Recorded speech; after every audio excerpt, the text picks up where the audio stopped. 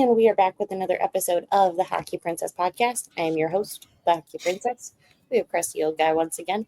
Just as a reminder, guys, make sure to hit that like and subscribe on either Spotify, Apple Podcasts, Amazon Music, YouTube, however you watch or listen to us ramble on a weekly basis. Christy, let's get into it. We actually do have a lot of things to talk about this week. Oh, golly gee willikers. So some things, some news in the NHL world. First and foremost, TJ Oshie of the Washington Capitals has announced retirement.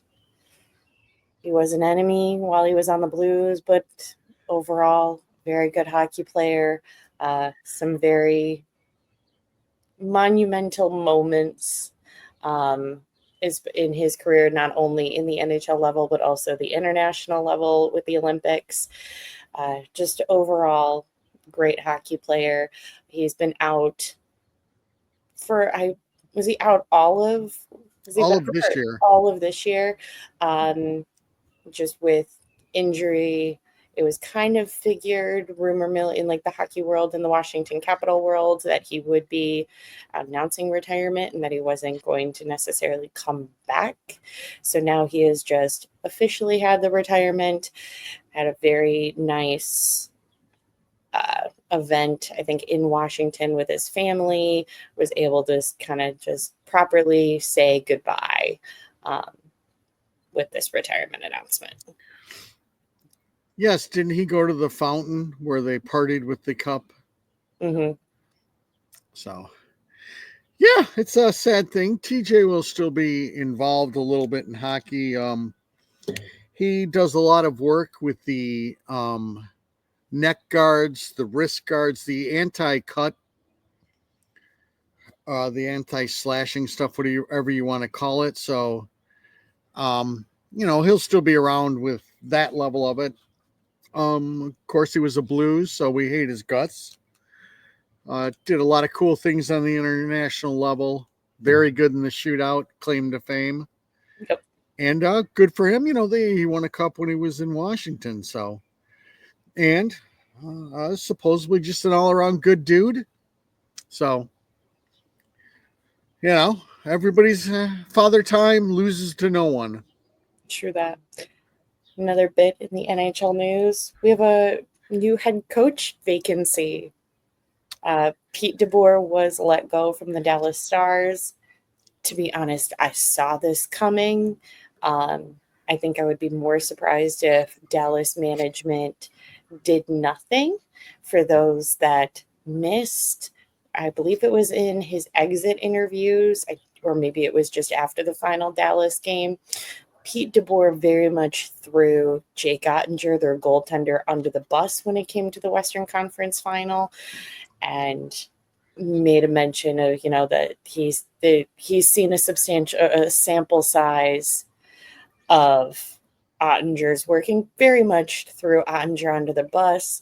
There were a lot of other Dallas Stars players that really didn't appreciate the words that DeBoer chose.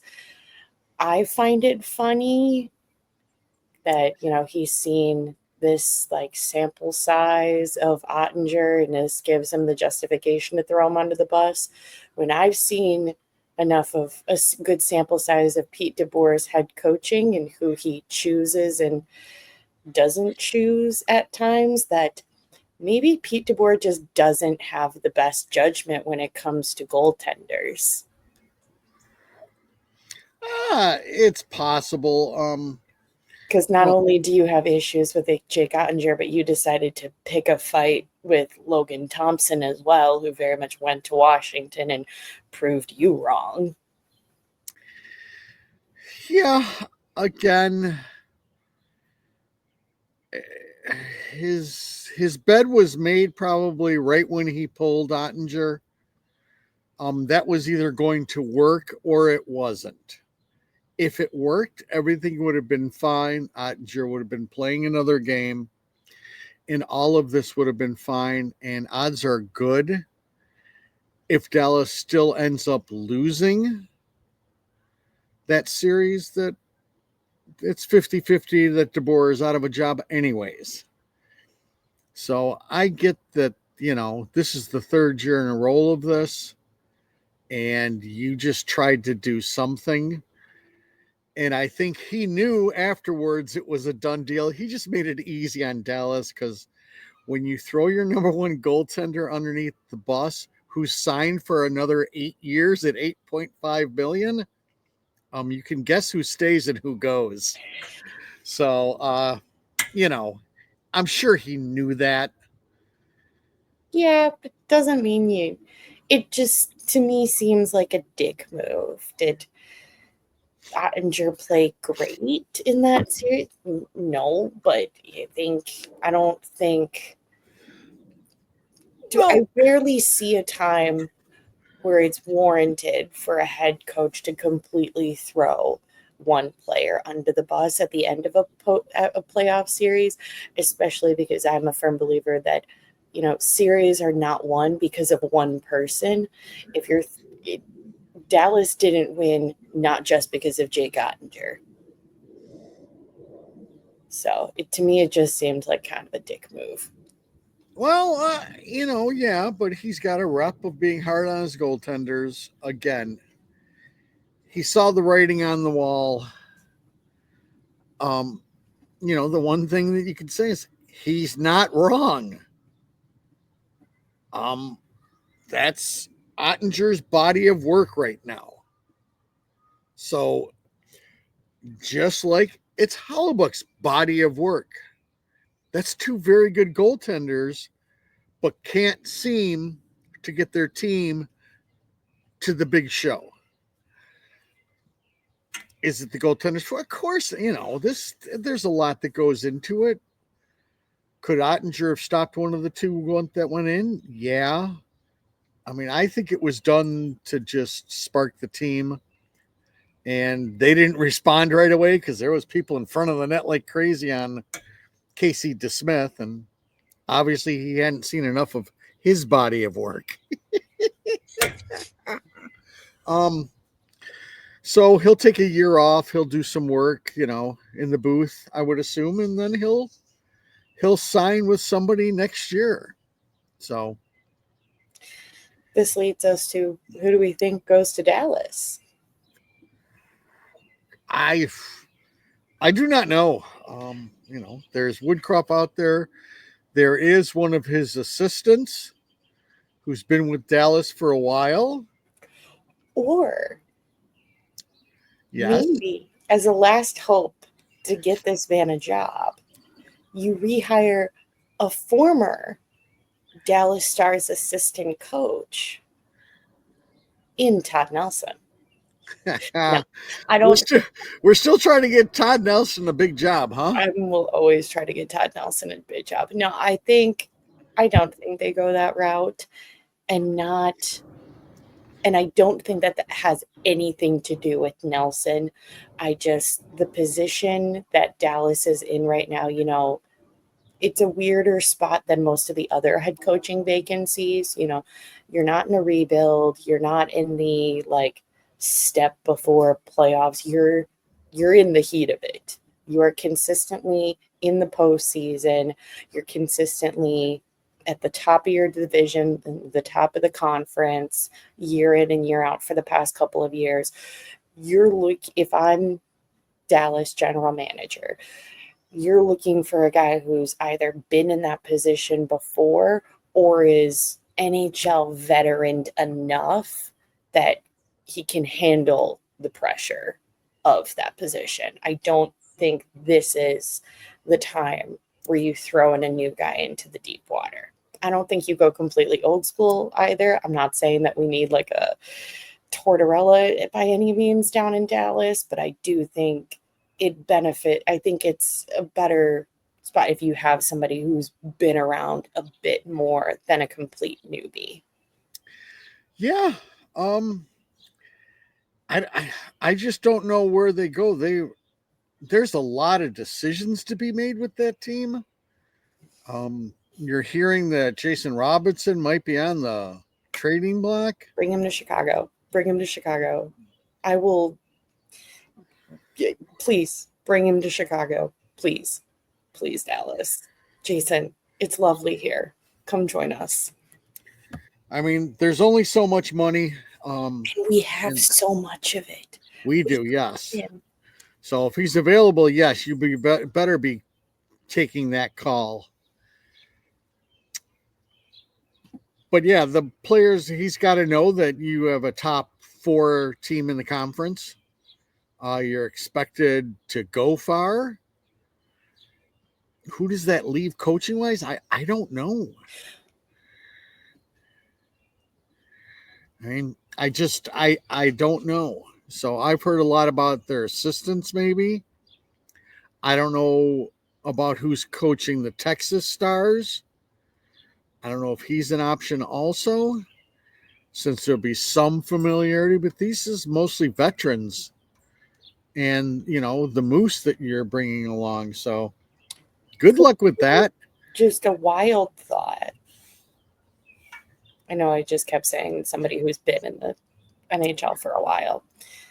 Maybe one, and I'm not saying this for Rutu's sake because he should not be coaching the Dallas Stars next year. Either stay in Florida or come home. But, we did bring up the other assistant coach whose name I still have Yeah, no we still haven't even checked on it. Yeah, I hear you. but Jamie Compton, maybe? maybe somebody in that position, kind of that has won a cup, not necessarily at the head coaching level, but has been in the postseason year in, year out. I'm not saying that it has to be like a head coach, but maybe somebody in the coaching staff of one of the teams that's kind of consistently making deeper runs into the postseason. Yeah, and as I said, he's an interesting cat because he's got a lot of cup rings. And you watch the Stanley Cup final, he's constantly, he doesn't want anybody to know what he's saying too, because he's got his little sheet of paper over his mouth as he's talking to Maurice all the time. So Yeah. I mean, you're going to need somebody like that. It's got to be at least a veteran presence, especially if you don't re-sign Jamie Benn. Then you have a different dynamic in that room. So what does that do? Say Duchesne and Ben don't get re-signed. That whole dynamic in that room, now it's Moose, Rope, Hintz. So it could get interesting. Yeah, it could flip really bad, which would be cool. Speaking of people that are in the deep postseason, we have a game to talk about, and particularly my love for number 9 in red, Kyle Davidson. I'm looking at you. I know you can't make Mitch Marner a Blackhawk because he's going to be a Duck, but gosh, can we get Sam Bennett, please? Once again, I'm going to say this every week until the finals are over. Game 3 was so entertaining and great. And with the score and the fighting and just all of it, it was delightful. Yeah. I mean, he had a highlight shift where he buried 2 people and then scored on a breakaway. He is what he is. He's going to be a dynamic playoff performer and somebody who's going to get you like maybe 60, top out at 70 points during the regular season. You can't play the way he does in the playoffs during the regular. It's just too much. I mean, don't get me wrong, he plays extremely hard during the regular season also, but do you give him 10 mil? You have to pick up the phone and ask. I mean, if I'm Bennett, I see no reason to come here. You still have a window in Florida. I'm taking less money to stay down there until that window closes. And you continue to build your legacy, which, I mean, one more cup and now you get to talk Hall of Fame. It's just so much that then gets to come with it, where if you come to Chicago, that kind of talk goes away. I mean, he'd be a great addition. It'd show everybody how to play. It'd be fantastic. I just don't see what's in it for him. I mean, I can sell the city of Chicago real well, but it's difficult to sell that to somebody when they're in Fort Lauderdale on the ocean in beautiful weather during the winter. I can tell them I have better food. You know, you might top us out a little bit in Cuban food, but not a lot, and we can beat you in anything else. But at the end of the day, I mean, Sam, I can't imagine coming here. But you have to at least be in the conversation. Yeah. So, as far as the game, I don't know. Edmonton wasn't ready. Yeah. They're at a huge disadvantage. With Nugent Hopkins and Hyman. Yeah. I mean, you're expecting Corey Perry to be Zach Hyman, and he's not close to that. Plus, Corey Perry's been one of your few secondary scoring people. Corey Perry's the only one that scored last night. Right. So the fact that he's got to go up to the top line kills your secondary scoring again. Plus, he's flawed defensively. And there's just a certain way he plays. He's risk reward, which, hey, it's a 40-year-old man out there. He shouldn't be expected to lug top minutes, and he shouldn't be carrying a team like he is. No. Where Hyman, it's a huge piece physically. I'm a firm believer. Edmonton came in with a better mindset than they did last year. They were ready mentally. They weren't like a bunch of schoolgirls jumping up and down saying we made it. They understand that they need to finish business, but they've still got this other thing going on where they feel they need to prove to Florida that they're as physical.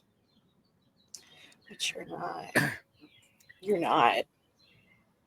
But you might be if you want to, but then the scoreboard's going to reflect that you're not doing the things that make you the Edmonton Oilers. Right.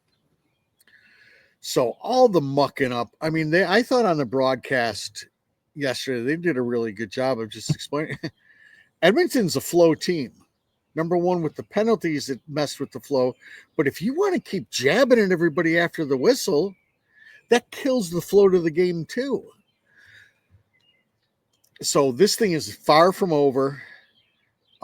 As far as all the shenanigans that went on, it's just, at the end of the day, those are Florida shenanigans. That's what Florida does when they're down 4-1. So they were just giving them back some of their own medicine. But the problem being, you know, you've already got Nugent Hopkins, who's now definitely not right.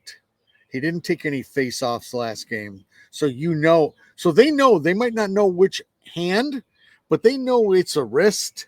It's a something. Finger. So trust me, they'll be chopping at that like crazy. You know, you're putting a lot of stock in Evander Kane and Corey Perry. And with those players come stupid penalties. And Kane was on full display with that, giving up 2 in the first half of the first period. So I expect a different game in game 4. You have to be on. Cats win 8-1. Now, they'll get 2 days rest. Hopefully Nugent Hopkins gets to feeling a little bit better. But they need to understand and just play their game, which means they can play physical a little bit. But this stuff after the whistle and this stuff coming up high all the time, you can't. You better start taking care of your stick. You're high sticking people left and right. And if the playoffs have taught us anything, is they're calling that penalty. Speaking of that, I did want to float a question to you because we have different opinions on reffing and the consistency of things. because there were a lot of penalties that were shelled out in game 3. Yes. If you see maybe not the same type of game in game 4 or later, but similar, do you think as many penalties get called as it was in game 3? I think they'll call less, but I think they've already shown that stick comes up high, they're going to call it. I don't think that's something they go away from. They've let a good amount of the cross checks go. They've let a good amount of the physical play and almost tripping going. But what the one thing that they've said is stick up high, and everybody's bringing their stick up high cross check wise to hit people too. You better start aiming lower, and then you better have control of your stick. Yes, I think there'll be a little bit of talking saying, listen, we don't want this in our finals. We want them to decide it, and we don't want the choppiness of penalties all over the place. But I still think they're going to call it that way if the sticks are up high. So, and again, it's a double-edged sword. Edmonton's got a pretty good power play, but let's face it, at the end of the day, they're at like 40% on the penalty kill. That's pathetic. Yeah. So, as I said, it won't be, I can't imagine game 4 is like last night's game. There'll be 2 days rest. Edmonton just has to play their game. This whole thing of that's not a team that you are going to impose your will on. You should have you realized that last year. They at no point in time imposed their will. They outskilled them for games and won. And that's what they're able to do. But as far as imposing their physical will on the Florida Panthers, it just doesn't happen. No. That's a big, nasty team, and that has unbelievable toughness. I've talked to this with you before and with other people before about like the Blackhawks teams. And everybody always looked at Big Buff and the 2010 team and said they were the toughest. And I've always stated that 13 and 15 team were the toughest because they would constantly take the hits. And it didn't even affect them. And this Florida team, it doesn't bother them. It's like, was it 15? We were down to like 4 defensemen or something stupid. Yeah, but it just you're not affecting them, and it's like they thrive on it. So, Edmonton, sit down, play your game.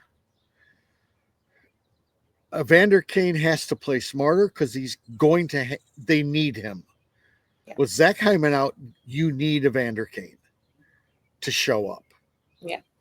So, okay, I talked too long on that, but that's okay. One last final thing, because we're talking about the Florida Panthers, so we got to throw out my favorite stat of every game. Seth Jones with a +1 and 26 minutes and 16 seconds, the most ice time for a defenseman by 4 minutes. Aaron Ekblad was your second with 22 and a half minutes. So Seth Jones played half the frigging game and they won 6-1. So to all of the Chicago media that has been lightly critiquing Seth Jones's game during the final, even some of my favorite guys that have been critiquing him, Seth Jones is doing his thing. Bugger off. Yeah, I think I said it on the last show. Game 2 was a rough game for Seth Jones. He scored a goal. So even on his stats, but it was definitely the worst game I've seen him play in the playoffs. And he bounced back. Ekblad also had a really bad game in game 2, and Ekblad bounced back. For all your Seth haters, just remember the amount of minutes he's playing, and he's still on your top power play for Florida. And in this, I've been saying, I kind of said this once he started with Florida. This is now the third coach within the past couple of years that has given him the most amount of ice time. So if you think Seth Jones is really all that bad, then you really think that Paul Maurice is the biggest idiot. And I promise you he isn't. Clearly, if this is now the third coach that has given him a substantial amount of ice time, Seth's performance isn't the problem. Yeah. It's a lot of things. He was the easy whipping boy because of the way everything went down. And the other part of him, and I am really sorry for everybody in Chicago who, if you've watched even the Cup Finals now, Seth is still the same Seth. I'm sorry that he doesn't get really emotional with you. He never has. No. It's the same blank stare on his face all the time. As I try to explain to people, he's grown up in the limelight. Okay? Pops was a professional basketball player in that whole world for all of his life. Nothing gets to him all that much. He just goes with it. He's out there to play hockey. That's it. I know that's another big thing on everybody. It's just the way Seth is. He can score a goal and it's still the same look on his face, like, yeah, okay, let's move What's on. next? Okay, so we got some good Seth talk in too. We did. Next, we're going to jump to our lore really quick, just because I want to give Crusty and I the most amount of time to talk about the big point of this week. So we're going to jump to some Blackhawk lore. And I've got the lore this week. Although this really isn't about the Blackhawks, though. It's about Rockford. Rockford lore. We've got Rockford lore. We've got kind of the origin of Rockford and where was, Blackhawk AHL affiliate prior to Rockford. Oh, I thought for sure you were going to tell us the whole story behind Big Hammy into Fit Hammy. No? I don't even know that story. Either do I, but it happened overnight. It really did. So, guys, as we've talked about on a weekly basis during the season, that the Rockford IceHogs are the AHL affiliate to the Chicago Blackhawks. And that started during the 2007-2008 series or season. Prior to that, the Rockford IceHogs were the Cincinnati Mighty Ducks, and they were the Detroit and Anaheim AHL affiliate. They moved to Rockford once Detroit had the allegiance with the Grand Rapids Griffins, and when Anaheim got the San Diego Gulls. Prior to Cincinnati, they were out in Baltimore. There was still hockey in Rockford prior to 2007. From 99 to 2007, they were a part of the UHL League, which is a league that does not really exist anymore, but it was comprised of, it was just a smaller league. It was a lot of smaller, like Midwest and kind of Ontario cities.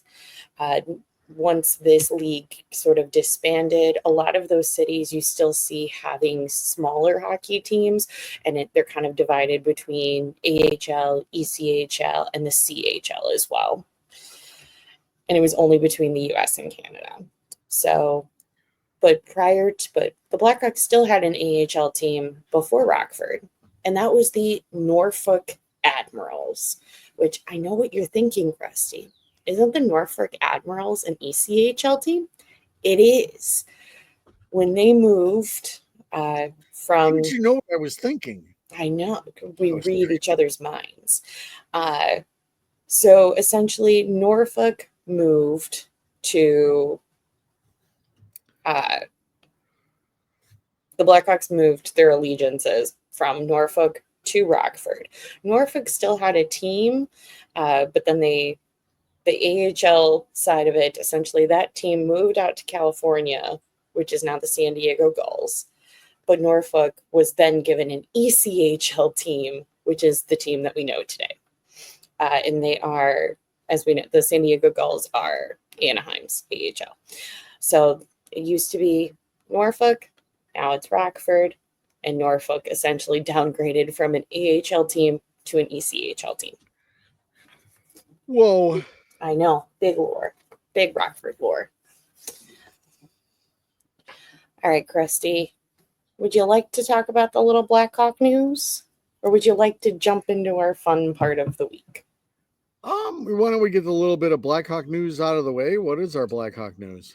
Blackhawk news is the Chicago Blackhawks and their weird TV game watching thing, the CHSN, that I still think is the dumbest thing, has come together with Comcast after a year of fighting and a year of, no, this person's the villain, I'm the victim blaming over social media. They've come together, and it's still going to be expensive. It's going to be very expensive for people to watch. But, look to the bright side of things. A bunch of powerful men finally compromised with each other, and the fans get to pay even more money. They did not compromise with each other. Well, they came to an agreement. So Comcast more compromise than before. The Comcast machine did not budge. They said, we are only going to do this. It will come out on our top tier, and that's never changed since day one. The only thing that happened is Danny Wirtz said, fine. So, for those of you thinking the fighting for you, yes, Danny Wirtz wanted it on the lower package, figuring he would get more viewers.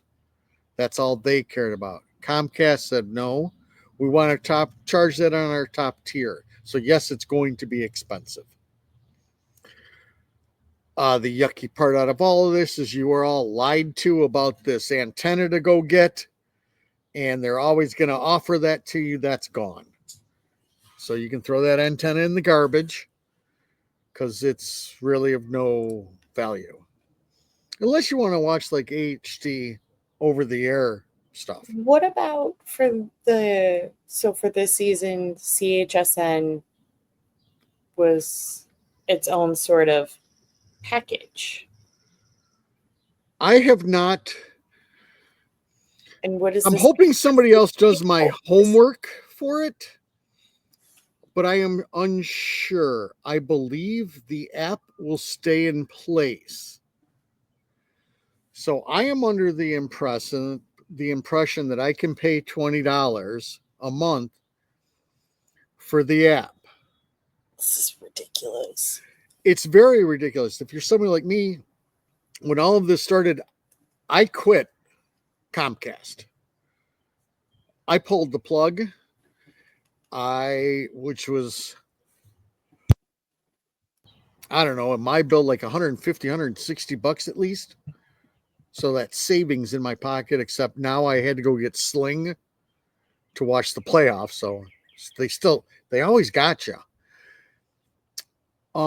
I don't know what's happening with the app, though. The app is extremely flawed. If you have to watch the games live, it's just awful. Now, if they can set up their app and then let me for 7 days, let you. It's almost like another league is set up that exact same way, where it's saved for 30 days. Guys, just take a page out of Flow Hockey's book. Please. It's right there. It's so easy to watch any other league. Yeah. So that's a question I need to ask. I'll find out at some point in time, because I definitely don't want to be going back to Comcast. No. There's other ways to, stream things on ESPN Plus and sneakily get away from things. That's what I will continue to do then if I need to.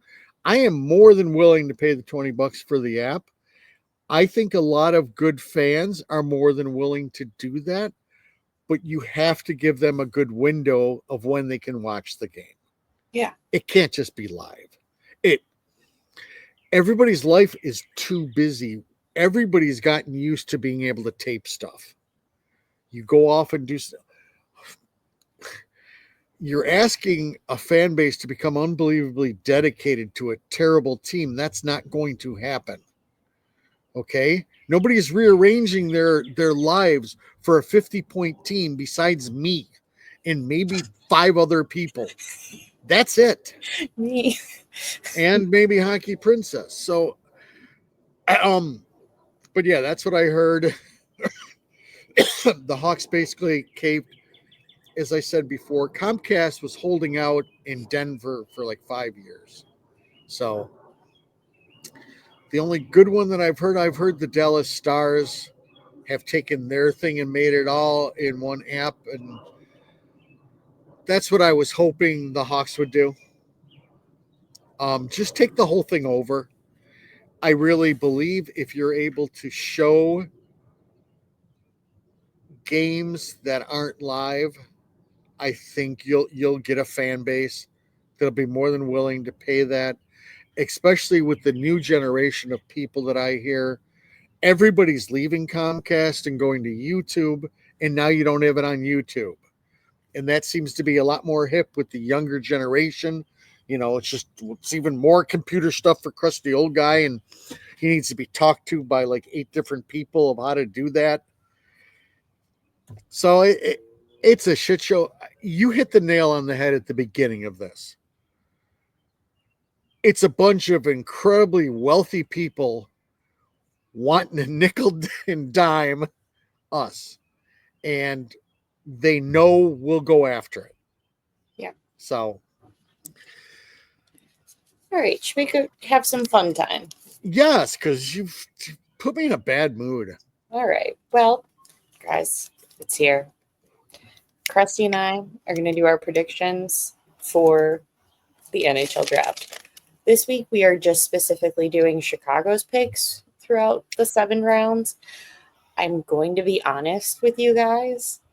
I did not do research nor have a prediction for pick 162 and 194. My brain started hurting really bad. Well, we got to do all of that. What? I'm only ready for the first 3 picks. Oh, I did more. So then we can talk about my picks.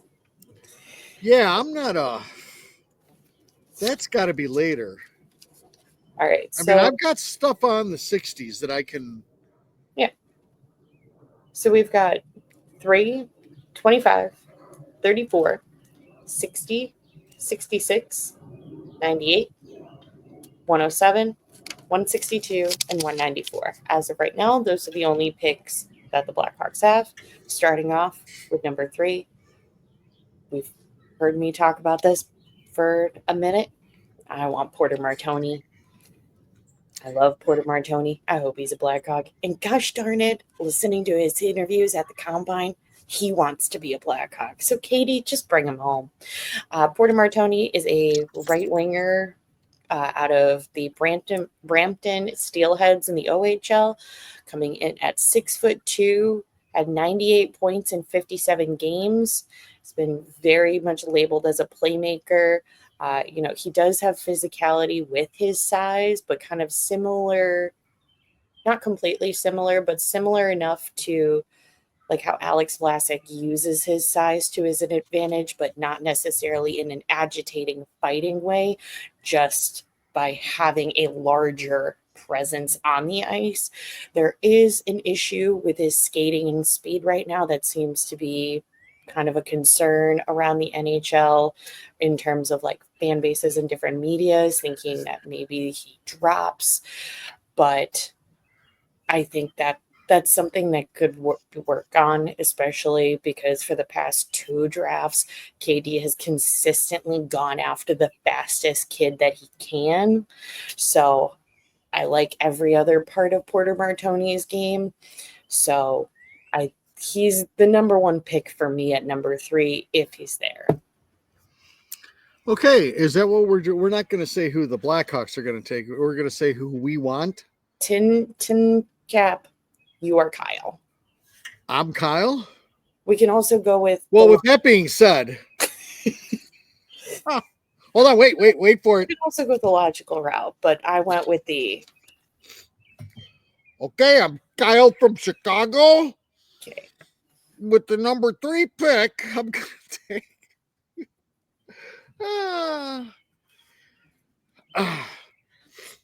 I've gone back and forth, and I want Martoni also. I understand going with the fraud old guy. I will not be pissed off if that's who they get. And we talked about last week, between Martoni, Denoye, Frendell, Hagen, between most of the guys that are up at number 3, McQueen is the biggest reach, and that's only because of injury history. I mean, everybody else, they're good. They're up there for a reason. Yes. I think you hit the nail on the head with part of his game, and that's what everybody needs to somewhat understand. He's basically 6'3". He's not a 6'3" thumper. Okay? He is a 6'3" skilled player. I'm thinking almost like Elias Pettersson. Pettersson is not a physical presence, but he's a pretty tall guy in kind of big. But Martoni's got special talents, man. He is gifted in the brain area. He's gifted everywhere, especially offensively. And he's not a bad defensive player either. He would look unbelievable in the Beacon of Hope's wing. And then you have a bigger worker bee next to them. But he can think the game. Probably better than the Beacon of Hope can even think the game. He's just that good. And to those who, are questioning, how important is that? I think the prime example is you look at Tavo. Maybe not necessarily with his exact performance that he's had this year, but you listen to everybody talk about him and throughout his career, be it other coaches, other players, that is the first thing that they speak on, is that he's 3 steps ahead of most other people. And, back in Tavo, in prime Tavo, that was a big friggin' deal. You need a guy with serious brains on your top 6. You need it. Yeah, and he's got all of it. As they say in here, technical genius. He's just going to be that good. Out of what's left, he's probably your best bet as a top line player. Maybe Hagen's also. I'm hearing crazy stuff about him sliding to 7 or 8. Somebody's going to be unbelievably happy to get him. Because I don't think there's a ton of flaws in his game either. And then, we're at that part where everybody starts nitpicking little things. I don't see him go past Nashville. I think Nashville's an idiot if they don't take him. I don't know. But so Martoni finishes. He's creative as all get out. He's big enough that he can warn off people and hold the puck. He will learn to play a little bit more physical. He might not learn to be a thumper, but if he's able to cycle and hold the puck, that's all I need from him. Hold the puck and be able to see the whole rest of the ice and dictate from there. So I'm worried about our true NHL playoff centerman. That's a worry for this team. But the playoffs are down the road anyways. I don't think this is something that you have to take the better centerman just because he's a centerman. And not to do the comparison that everybody else does with the Marian Hossa pick, but it could easily be possible that you have all a kind of your top centerman, or at least one of your top centermen, is a veteran guy that you go and get later down the road. And that's not a position you necessarily draft in this period of time. That may be a last piece or a later piece that you go and get. Very well could be. You could have 2 unbelievably skilled wingers and you have a meat and potato centerman. like an Anisimov. Right. Somebody like that. He's going to win you face-offs, knows to go to the net. So there's still so many other pieces needed that I don't think this is the time to jump. I've heard a lot of really good things about the Frogel guy, so I'm not going to throw a hissy fit if it's him. No. But if I'm actually Kyle, I am taking Martone just because he has the ability to be a superstar, and you need superstars. Meat and potatoes you can always get. So that's my take on it. Yeah. Any other thoughts and feelings on number 3? I will. Okay, I have one final thought on number 3 because I have 2 different ways I can see the top 3 going. And it all depends on what New York does. If they go the traditional route of drafting Matthew Schaefer, Michael Misa goes to San Jose, which, oh my gosh, the rumors of everyone apparently we're trying to trade up for number 2. San Jose is trying to trade up for number 1. All of this craziness. But I think it goes Schaefer, Misa, Martone on the off chance the Islanders go with the fluff story of drafting Hagens. Schaefer goes second, obviously, to the San Jose Sharks. If by chance, for any weird reason, that Michael Misa is still available at number 3, I'm not throwing a hissy fit to take him either.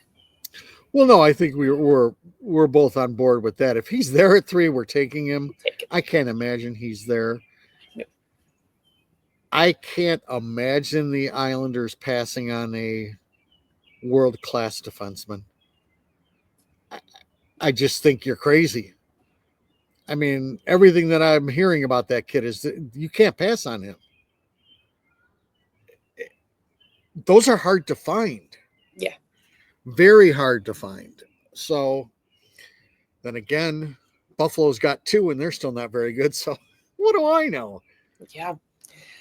Next up, we have probably the more interesting pick, in my opinion, with how the Blackhawks go with this. And that's number 25.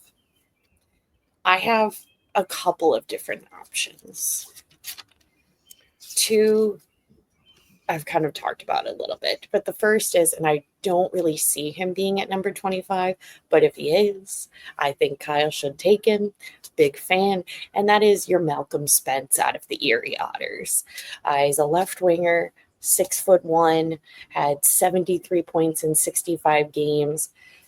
I don't have the quote about Malcolm Spence that's on Elite Prospects, but it truly just says this kid will hit everything and everyone.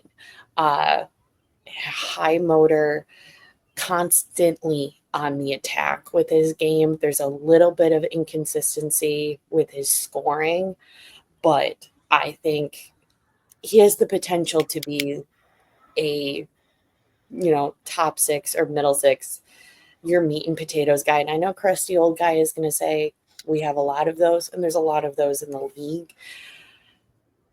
I don't know. There's just something about the way that this kid plays that I'm a big fan of. He's a meat and potatoes, like very much on the attack guy, but it just seems a bit more elevated than some of the other guys that are kind of in that category with our prospect pool. So I'm a big fan of the kid.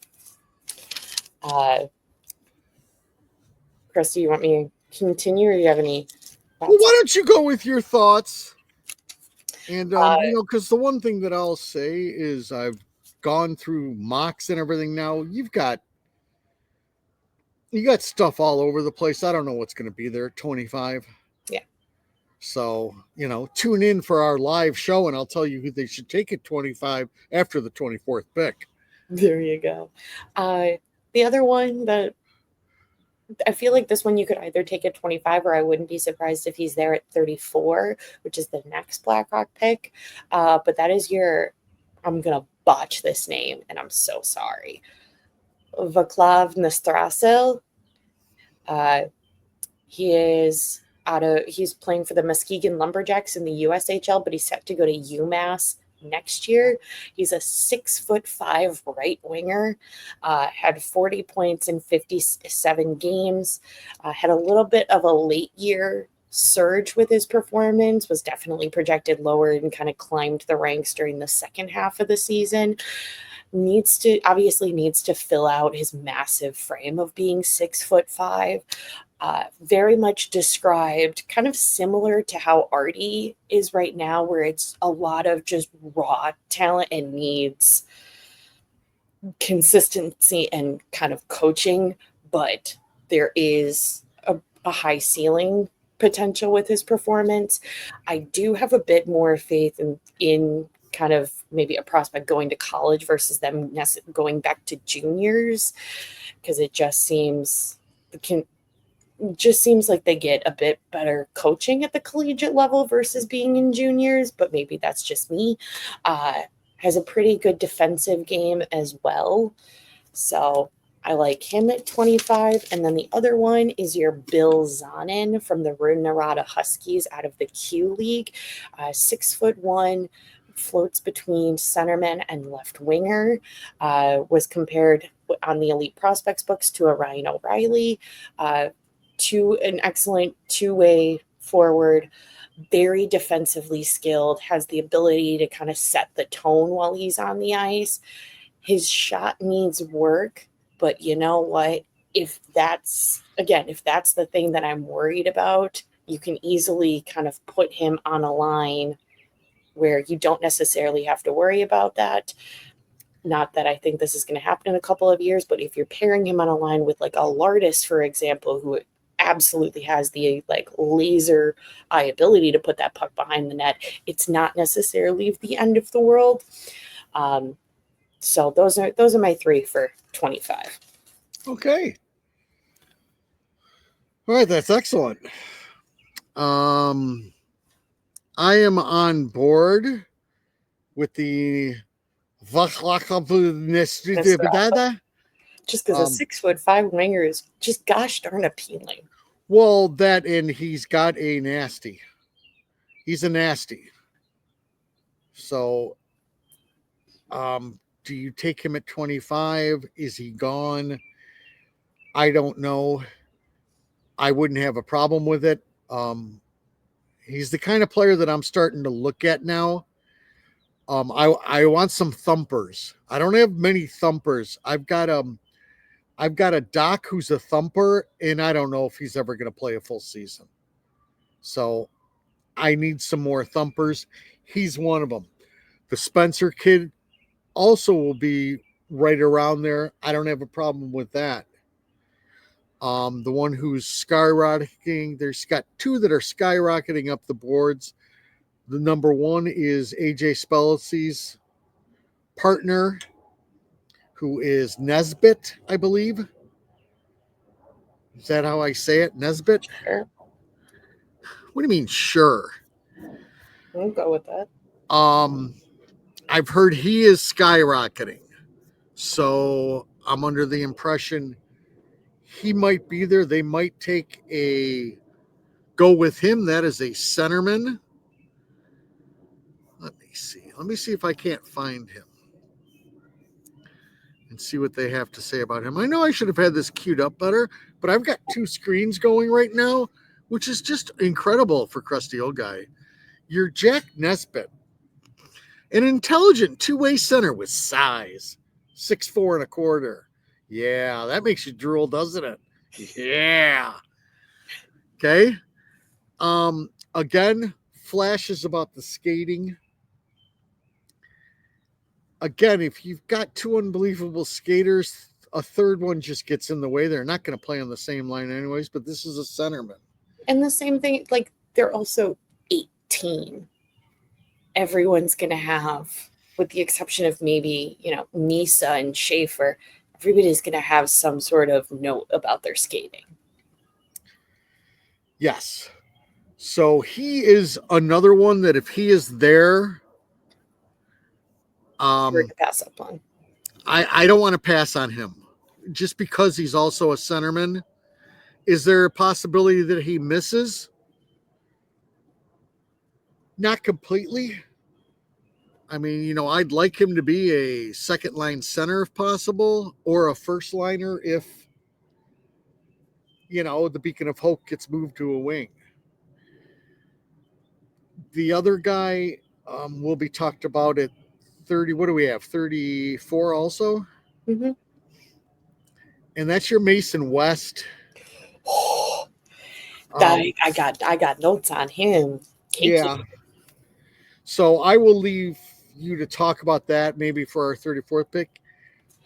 I don't trust West to take him at 25 as much as he's told everybody it's one more year of football and he's done.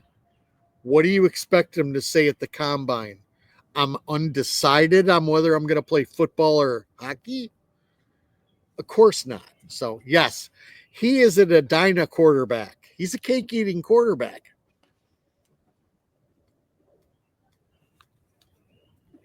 You did not have that in your notes? No, I did. Okay. I had something else about his. Hold on. But he's a high school player. Well, we're going to let you talk about him. And then I've also got. Hold on. I've got to go back and then go back again. So give me a little second. Do you want to talk about the West now? And Sure. you could fill in some time. Why don't you talk West? So he's in the back of my notes. Give me 1 second, friends. I know we should be a little bit better planned out, but I really don't. I don't practice at anything. So you got I'm Mason definitely West, who floats between a centerman and a right winger, coming at 6'5". Plays for Edina, which is a high school out in Minnesota. But I do not have that quote. Oh, yes, I do. Yeah, he's a junior in high school right now. 1 year left of football. My only thing is, my question to you, Crusty. What makes Mason West different than AJ Spellacy? Because there was probably a point in time where AJ Spellacy was in the same position. What's the difference between the two of the dueling football and hockey tandem? That you like Spellacy's game and you like him being a former football player for Spellacy's game, but there's a bigger question mark around Mason West, or is it just that you don't want to take him at 25 specifically? No, I think he is going to get Division I offers to quarterback pretty good programs.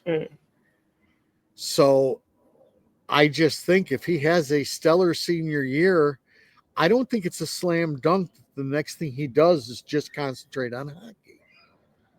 I am unsure.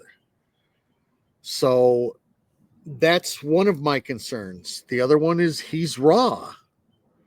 So there's a good possibility he's still there at 34 though also. So, and I'm trying to find my other guy, and now you got me back into talking. That's okay. We're gonna get to him in a second. Are you still on 25 or 34? They all run together. Okay. Basically, the way I've done this is I don't know how this draft is gonna go. So you've got the Moore kid, which I'm sure you have down on maybe your 34 also. He's the centerman from. You don't like him? I'm a little discouraged after reading his concerns. What are his concerns? World peace? Skating. But more than just the notes of, his game needs work. There was just a constant talk about his skating that left him off the list for me. Okay. My other guy is your Hayden Papaninskis. Sure. He playing in the WAHL with your Swift Current Broncos. He had a whole 16 points in 63 games. He is also 6'4". Very physical centerman. Very good puck skills. A pretty good skater. He is somebody that could skyrocket. He is somebody that could end up being a second or first line center. So that's another guy that I am willing to maybe take a chance on. He played on last year, he played for Spokane and then was traded to Kelowna Rockets. Rockets. Yes. So at Spokane, he played a checking role. When he went to Kelowna, them too. He was then, because of, they're on a downswing, he was given more of top line minutes, and that's when his point production really took off. So he could play anywhere up and down the line. He's going to have enough tools to play in a top line with skilled wingers, or he could be a phenomenal third line centerman. Last couple mocks that I've seen, all of a sudden he's popping up in the first round. So he's definitely one that I'm thinking about. I have a theme for this year. And as I've said, the theme is thumpers. That was your theme last year. Was it?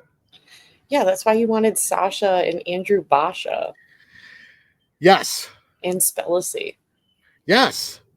I like thumpers. I also, if the Kindle kid's there, which, again, I'm seeing him going at 20 to 34. I would give him a look. I'm not willing to grab another 5'10" guy. Yes, Hockey Princess, go on. I think the only reason why I wouldn't want Kindle is if we get Hagens at 3. Oh, yes, then it's a definitely yes. I think if you grab the tallest guy that you can, or like the biggest guy, if you get Martoni at 3, I'm fine with Kindle at 25. Guys, Benjamin Kindle out of the WHL, point scoring machine, just a little bit on the smaller side, which is kind of a problem just because we have a lot of smaller guys. So we're looking for some physical presence. I've got, since you're bleeding into kind of the 34, I have a couple of names. This is one that I've definitely seen higher, maybe like a month ago or a couple of weeks ago. So I'm going to throw him into the 25-34 realm because he seems to be falling at least a little bit. And that is your Sasha Boumedienne, the defenseman out of Boston University. Oh, that guy. Yeah. Yes. I've heard he's supposed to be skyrocketing up the boards. He's dropping in mocks. So I just want to mention him for if he's there at 25. He's a 6'1" defenseman from Boston University, went to college a year early, so already has his freshman year under his belt. 13 points in 38 games. Stability was a bit of an issue, but it was his freshman year, and there are already notes that, there was progress from the beginning of the year to the end of the Boston University season. Very much defined as a playmaker, but is defensively sound. And that's what's really catching my eye, because you see a lot of these defensemen that are labeled as this great offensive defenseman, this playmaker. Guess what? We have a ton. Crusty wants thumpers. I want a defenseman who can play defense. I want a defensive defenseman. So I like seeing that a guy's defensively sound this high up in the draft rankings. He can skate. He can shoot. Brain needs a bit of work, but, I think that comes with time. And I do have confidence for a guy that's in the Boston University kind of training structure with that program. They crank out great hockey players. Granted, a lot of them already came in pretty gosh darn good. but he's definitely in a place where I'm not concerned about his development. He will get development just by playing hockey in the city of Boston. Yes. A Yes. couple of others that I have at 34. One that isn't, and he may be available this is kind of one that's like on the 34 to 46 range, and that is your Nathan Bem out Wait, of 10 minutes. Go on. Sorry.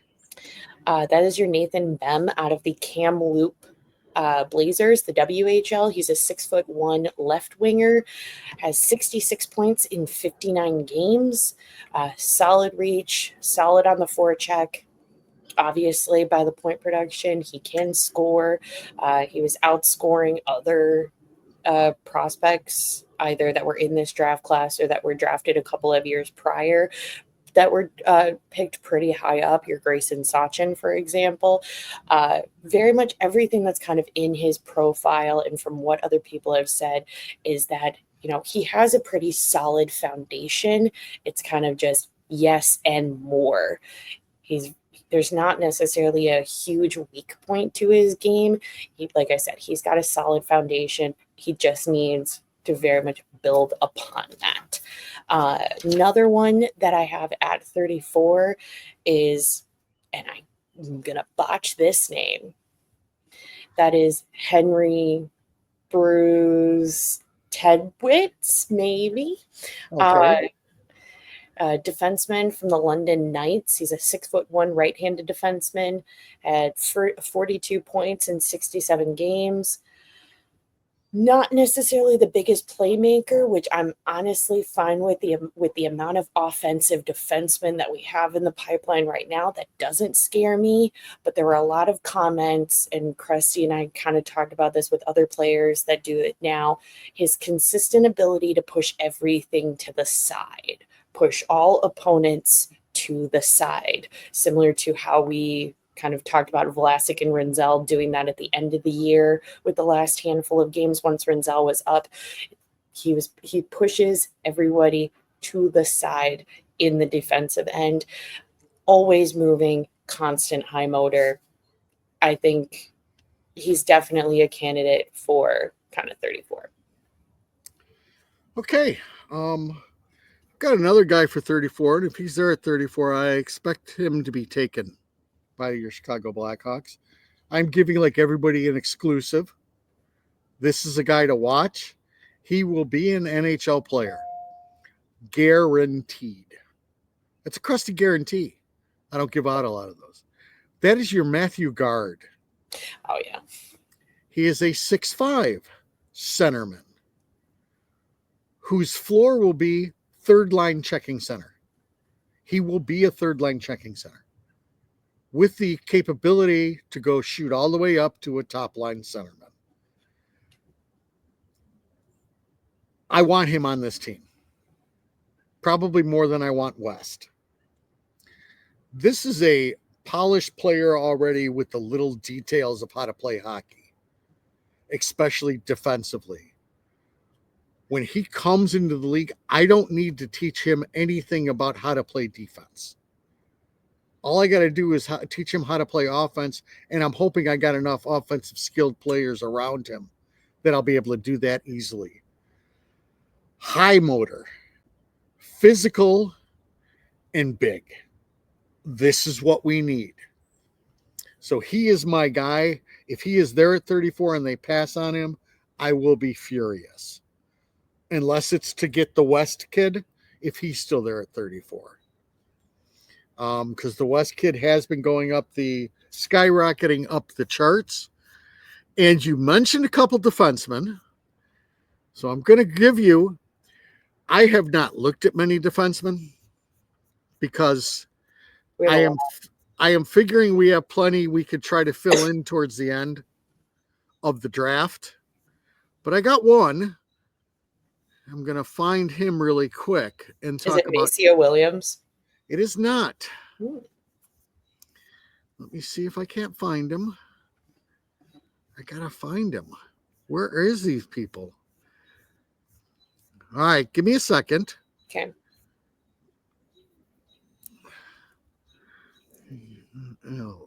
Peak. I'm trying to spell now. That's bad. It's the last name. Begins with an L. No idea. It is Kurbin Limitov. Oh, the Russian. The Russian. If he is there at 34, he won't be. What do you mean he won't be?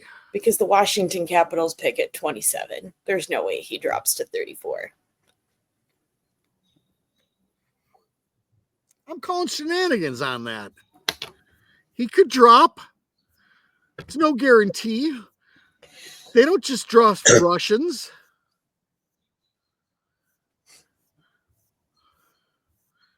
But listen to this. Yeah. This had Crusty Old Guy salivating. You stop saying that about these kids. Okay. A big mobile defenseman that plays aggressively on both sides of the puck to impose himself on every play. He seeks, he destroys. He's a very, very good skater. You might have to worry a little bit about his breakout passing. You might need to work on that with him. But this is a wrecking machine. This is somebody that I could let stay in the KHL for another 3 years and then come over and will be that person come playoff time that's on the back end of my decor that's going to make people wet their pants. They're going to say, oh shit, he's on the ice. He is going to be a thumper in the league at some point in time. I guess maybe the Capitals take him, but if he is there also at 34, it's darn possible for me. As much as I don't want a defenseman, I want the guard kid first and foremost, and I like that Hayden guy too. And those are two huge centermen. I need to grab a huge centerman at either 25 or 34. Preferably, if I go Martoni, I want a huge centerman in both spots. And then I'll fill in the rest of it with whatever. So, and for me, that's about all I have. I've got a couple other guys, but we're already at an hour and 15 minutes, so I'm going to be quiet. Okay. Well, I have people because I did more research than Crusty. So I've got a couple of different names. So we have the 34th pick, and then we have nothing until 60. Do I think that's how it's going to become draft day? No. Because if there's one thing that Kyle Davidson does love, it's some draft capital guys. So I don't think he goes 30-something picks without nothing. No, so a lot of these guys, I can easily see them at 60 or 66. First off, I've got Daniil Prokhorov, 6'5" left winger out of the MHL, which is just the junior league down from the KHL. 27 points in 43 games. He's not flashy, but he's massive and he can score. And that's really a good thing for me. He is probably one of the most physically imposing players in the draft, just from his size, but also his ability to use his size. So I like him. This one I really don't think he'll be there. A couple of other ones. I've got Tyler Hopkins, 6'1" centerman from the Kingston Frontenacs with 51 points in 67 games. Just a well-rounded, bigger centerman, high motor. Sure, why not? I think he'll definitely be there around that mark. One that I did want to mention, and I definitely agree with Crusty, that we are pretty well set with defensemen, but I just really liked the note that was used when talking about this one kid, and that is Dakota Remmelin, defenseman from University of Michigan. He's 6 foot. He is a defensive defenseman, and then I quote, "He will never be outskated or outworked in the defensive end," and that was enough for me to put him on my list. Yeah, and if Kyle's shown us anything, is his later picks, he likes to go with some size. So I see him sizing up. You still need other defensemen. You need defensemen that the objective of all of this, if I'm supposed to watch 4 years of bad hockey, I don't mean bad hockey, I mean bloody awful hockey, is I expect to have a good decor in Rockford for like 5 years. Yep. So like this guy you're talking about is who's from Michigan. Yeah. He plays 3 years in college, then goes to Rockford for 2. So 5 years down the road, we look at him filling a slot because he's cheaper. That's Yeah. how you stay winning. So Another one before I jump to 98 pick, uh, just a name that I really can see he's been kind of thrown everywhere. And I really want to mention him because, gosh darn it, I saw his first goal at the collegiate level during Frozen Confines, and that is your William Horkoff. He's kind of been projected everywhere, has definitely been on the rise with mock drafts. He floats between a centerman and a left winger. He's 6'4". Originally started the season with the USN TDP and jumped kind of around the holidays, World Juniors break to go to the University of Michigan. So Frozen Confines was his first college hockey game, and he scored. Probably I'd say the biggest downside for him is I think there's not as much consistency in terms of like what people have seen out of him with jumping from two different teams in his draft year. But there has been labeled as some skating issues, but I think that's also just attributed to his size. And I think once he fills out a bit more, that will kind of taper off. But yeah, one, I just wanted to mention him because he's kind of just been up and down the numbers. So I really don't know exactly where he'll end up in the draft. I do think he's a bit of a project compared to some of the other players.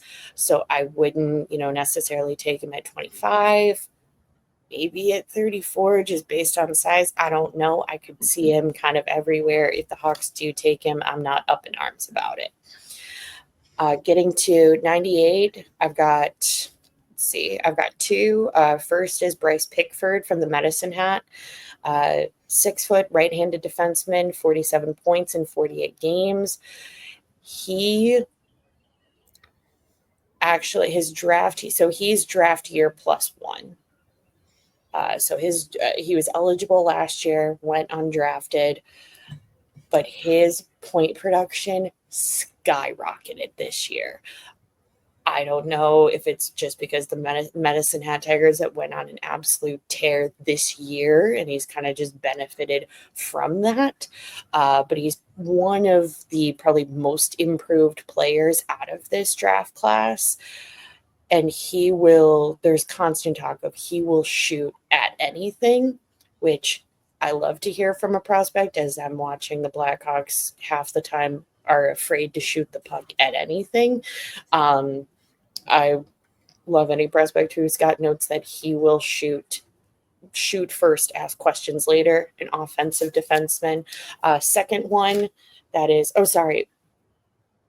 Bryce Pickford is, maybe they're both draft +1, because I know my next pick is definitely draft class +1, but that is your Petteri Rempinen, who's a goalie who was Team Finland's goaltender for the World Juniors this year. Currently is playing in the Liga, so kind of Finland's top league. He is a bit smaller. I know what Crusty and other people are probably thinking, but Hockey Princess. We have Drew. We have Adam Guyon. I never want to see the Corey Crawford situation happen again where my goaltender's suddenly gone and I have nothing. I think Kyle should be drafting a goaltender every other year, or every 2 to 3 years you're picking a goaltender. I don't think there's any risk whatsoever by drafting him. You're not taking him high. He's playing in a professional league out in Finland. He's getting plenty of opportunity, to to play to work on things. I like this one. And maybe I'm biased because if I see a Finn, I'm going to want to take him. And then... Is that it? No, I don't care. I can go long on this one. Let's see. And then for 107, I've got two. Max Westergaard, who's out in Sweden. He's a winger on the smaller end, but this is the time where we can start reaching, and it doesn't necessarily affect us that much if they're not huge.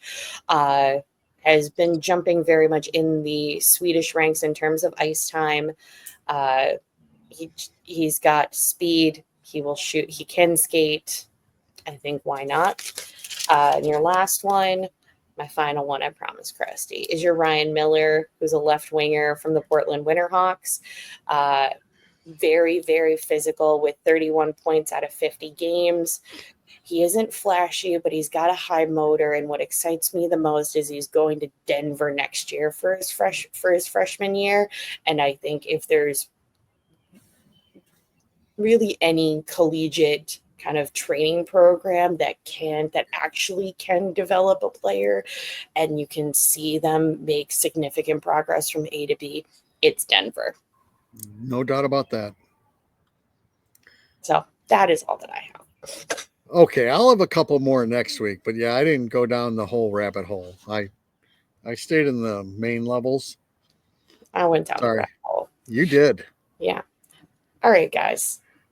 And on that note, just as a reminder, make sure to hit that like and subscribe on other Spotify, Apple Podcasts, Amazon Music, YouTube, however you watch or listen to us ramble on a weekly basis. That is all, and we will talk at you guys next week.